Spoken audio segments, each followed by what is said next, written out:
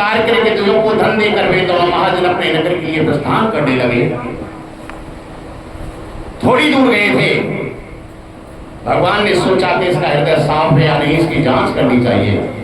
तो देखिए आज भगवान ने एक दंडी स्वामी का रूप धारण किया और आदर पूर्वक आकर कहने लगे कि भैया तुम्हारी नाव में क्या है। राजा ने उनका धन तो वापस किया ही था, लेकिन कुछ और बढ़ा के दे दिया। तो पैसे तो कितना रहा था। एक शब्द है जिसके भाव अर्थ दो हैं। कनक कनकते सौगुनी मादक तादकाय ता खाए बोराए जब ता पाए। नाम एक ही है कनक, लेकिन एक कनक का नाम धतूरा है और एक कनक का नाम सोना।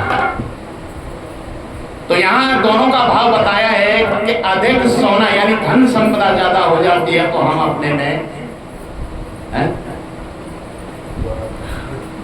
और या धतूरे को हम ज्यादा खा जाए तो भी व्यक्ति उससे पागल हो जाता है।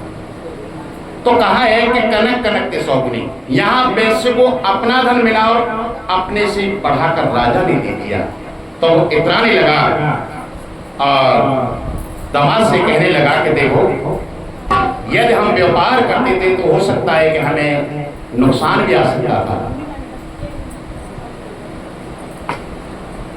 हम कारागार में तो राजा ने डाले, परेशानी तो हुई, लेकिन धन तो बढ़ के मिल गया। धन बढ़ के मिल गया। इस तरह इतराता हुआ जैसे आज बादल आते हैं सावन भादों के, उमड़ते हैं, इस तरह से उसके मन में हिलोरें चल रही थी। भगवान ने जब ऐसा सुना तो कहा कि ए मस्त भैया, जैसा तुम कहते हो वैसा ही हो। इतना के भगवान को दूरी पर जाकर बैठे, क्यों भगवान को मालूम है कि आज नहीं तो आज के समय तुझे शांति तो तभी प्राप्त होगी जब तू मेरे ही सम्मुख होगा। चाहे यहाँ होले चाहे वृंदावन में होले, लेकिन सम्मुख मेरे सामने तुझे होना पड़ेगा। आज भगवान जब आए तो उस समय हम पहचान नहीं पाए, वैसे पहचान नहीं पाया। कहते हैं कि घर आए नाग न पूजे बमही पूजन। जब भगवान की कृपा हुई, नियत तारीख हम करते हैं कि ये कार्य करेंगे वो कार्य करेंगे, लेकिन जब तक उनकी कृपा नहीं होती तब तक हमें कार्य तारीख प्राप्त नहीं। ये सब हरि भजन से हरि कृपा से हमें सब प्राप्त होता है। आज जब भगवान आए तो इतराने लगा। भगवान ने एक मस्त में कुछ दूरी पर जाकर बैठ गए। दंडी स्वामी चले जाने के बाद वैसे अपने नित्य कर्म से निवृत्त हुआ। नाव अचानक जल से ऊपर उठी, नाव पर चढ़कर देखा कि सोने चांदी जवाहरात की जगह लता पता नाम सारी इत्यादि देखकर मूर्छा गई। थोड़ा तो बीपी लो हो जाता है, मूर्छा गई, गिर पड़ा।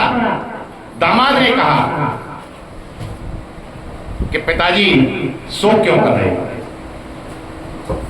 वो पीताम्बरी धारण किए हुए त्रिपुंडधारी साधु जो आपकी नाव पर आए, आपने उनसे जैसा कहा वो आपकी समझ किसके लिए रो रहे हो? उनकी शरण में जाओ, अपने अपराधों की क्षमा याचना करो तो अवश्य आपके द्रव्य को देंगे। देखने लगा कि घर गए साधु, पहुंच गया एक वट वृक्ष के नीचे पद्यासन लगाए हुए साधु महाराज को देखा, पहुंच गया और भगवान के चरणों में गिर पड़ा और कहने लगा कि मैं अपराधी जन्म का, मेरा नख सिख भरा विकार, तुम दाता तुम भंजना, मेरी करो बात। मैंने जन्म से पहले ही आपको 2 मिनट का टाइम लेने का वायदा किया था कि प्रभु इस मोह माया से समय मुझे निकाल कर भी मैं आपको समय दूंगा, लेकिन मैं यहाँ फंस गया, तेरे मेरे के चक्कर में फंस गया। तेरे मेरे के लिए तो मेरे पास बहुत समय रहा, लेकिन आपके लिए मेरे पास समय नहीं बन पाया। और कहने लगा, हरे राम